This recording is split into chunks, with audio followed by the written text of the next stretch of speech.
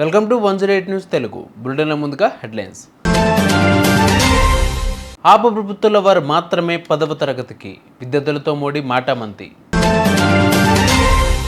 Telangana EAP CET PGE CET schedule ఖరారు. కేసీఆర్కు big shock, legal నోటీసులు పంపిన లాయర్. కమిట్మెంట్ అడిగినప్పుడే చెప్పుతో కొట్టి ఉండాల్సింది, నిర్మాత ముత్యాల రామదాస్ వెల్లడి. ఢిల్లీ అసెంబ్లీ ఎన్నికల ప్రచారానికి సోమవారమే ఆఖరి తేదీ కావడంతో అక్కడ రాజకీయం వేడెక్కింది. ఈ క్రమంలోనే ప్రధానమంత్రి నరేంద్ర మోడీ తాజాగా కొంతమంది ఢిల్లీ విద్యార్థులతో ముచ్చటించారు. ఈ సందర్భంగా ఆమ్ ఆద్మీ పార్టీ ప్రభుత్వం తమ విజయంగా చెప్పే విద్యా విధానంపై తీవ్ర స్థాయిలో విమర్శలు గుప్పించారు.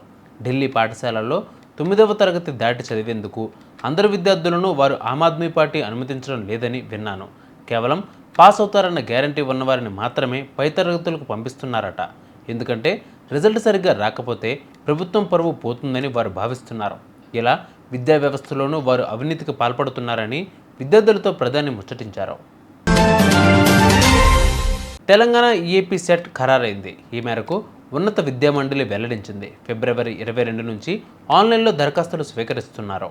మే 2 నుంచి 5 వరకు ఇంజనీరింగ్ ప్రవేశ పరీక్షలు నిర్వహించనున్నారు. ఏప్రిల్ 29, 30 తేదీల్లో అగ్రికల్చర్, ఫార్మా పరీక్షలు నిర్వహిస్తున్నట్లు ఉన్నత విద్యా మండలి తెలిపింది. ఈఏపీ సెట్ పరీక్షలు జేఎన్టీయూ నిర్వహించనుంది.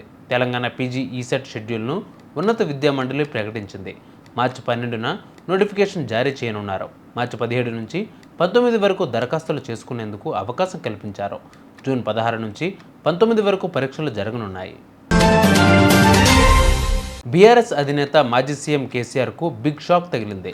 అసెంబ్లీకి గైర్హాజరు అవుతున్న కేసీఆర్కు federation of farmers association in Telangana legal నోటీసులు పంపించింది. అపోజిషన్ లీడర్గా తన కర్తవ్యాన్ని నిర్వర్తించని ఆయనకు ఎమ్మెల్యేగా కొనసాగే అర్హత లేదని నోటీసుల్లో పేర్కొన్నారు. అసెంబ్లీకి హాజరు కాని కేసీఆర్పై అనర్హత వేటు వేయాలని ఫార్మర్స్ అసోసియేషన్ ప్రధాన కార్యదర్శి విజయపాల్ కోరారు. టాలీవుడ్లో నిర్మాతల కోరికలు తీరిస్తేనే ఛాన్సులు వస్తాయంటూ దంగల్ హీరోయిన్ ఫాతిమా సేన్ షేక్ చేసిన వ్యాఖ్యలపై నిర్మాత ముత్యాల రామదాస్ స్పందించారు. తెలుగు ఫిల్మ్ ఇండస్ట్రీలో మహిళలకు ఇబ్బందులు కలగకుండా చర్యలు తీసుకున్నామని, కమిటీలు కూడా ఏర్పాటు చేశామని చెప్పారు. ఫాతిమా విషయంపై ఆయన మాట్లాడుతూ, కమిట్మెంట్ అడిగినప్పుడే సదరు నిర్మాతను చెప్పుతో కొట్టి ఉండాల్సిందని, ఆ తర్వాతైనా వేధింపుల కమిటీకి ఫిర్యాదు చేయాల్సిందని అన్నారు. చూసారుగా, ఇవి వాళ్ళ బులెటిన్ అప్డేట్స్. మరిన్ని అప్డేట్స్తో మళ్ళీ మీ ముందుకు వస్తాను. అందరికీ కీప్ వాచింగ్ 108 న్యూస్ తెలుగు.